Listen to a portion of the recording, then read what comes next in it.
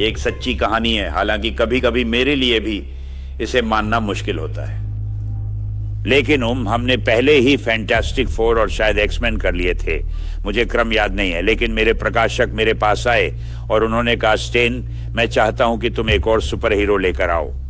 तो मैंने कहा ठीक है, आप जानते हैं। घर गया और जब मेरे प्रकाशक ने कुछ करने को कहा तो मुझे वो करना ही था, क्योंकि मैं अपनी नौकरी रखना चाहता था। मैंने सोचा अब मैं क्या बना सकता हूं, और किसी भी सुपर हीरो में सबसे महत्वपूर्ण चीज शुरू में सुपर पावर होती है। एक बार जब आपको वह मिल जाती है तो बाकी सब कुछ अपने आप आ जाता है।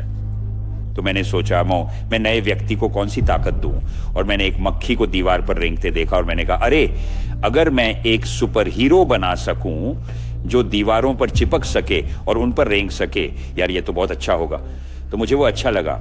अब मुझे एक नाम चाहिए था, तो मैंने सोचा देखते हैं, फ्लाईमैन, मॉस्किटो मैन, फिर मैं स्पाइडरमैन पर आ गया। स्पाइडरमैन, ये बस कुछ ड्रामेटिक सा लगा।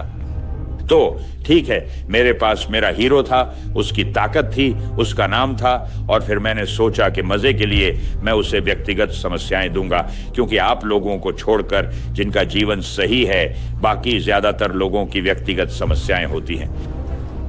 और फिर मैंने सोचा कि मैं उसे एक किशोर बनाऊंगा, क्योंकि उस समय तक मेरे ज्ञान में कोई किशोर सुपर हीरो नहीं थे। तो उस अद्भुत सामग्री, उन शानदार विचारों के साथ मैं अपने प्रकाशक के दफ्तर भागा और मैं उनसे कहा, ये मेरी प्रतिक्रिया थी जो उसने मुझे दी। स्टैन, ये अब तक का सबसे बुरा विचार है जो मैंने सुना है। सबसे पहले, और उन्होंने मुझे अपनी दलीलें देना शुरू किया, क्योंकि वह एक बहुत ही तार्किक और बौद्धिक व्यक्ति हैं। सबसे पहले, लोग मकड़ियों से नफरत करते हैं, इसलिए आप एक हीरो को स्पाइडरमैन नहीं कह सकते।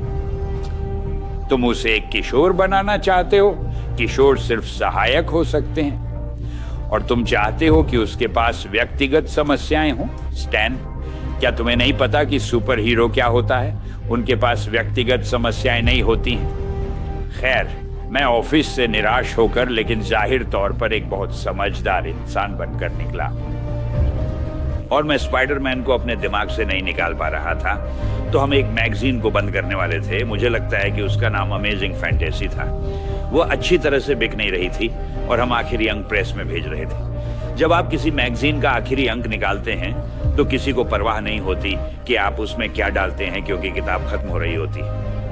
ये सिर्फ मेरे मन से बाहर निकालने के लिए था। मैंने स्पाइडरमैन को अमेजिंग फैंटेसी में डाल दिया, उसे कवर पर दिखाया और उसे भूल गया। 1 महीने बाद सभी बिक्री के आंकड़े आए। मेरा प्रकाशक मेरे ऑफिस में दौड़ता हुआ आया। स्टैन, स्टैन, क्या तुम्हें वो किरदार याद है जिसे हम दोनों बहुत पसंद करते थे, स्पाइडरमैन? उसने कहा, आइए इसे एक सीरीज के रूप में करें।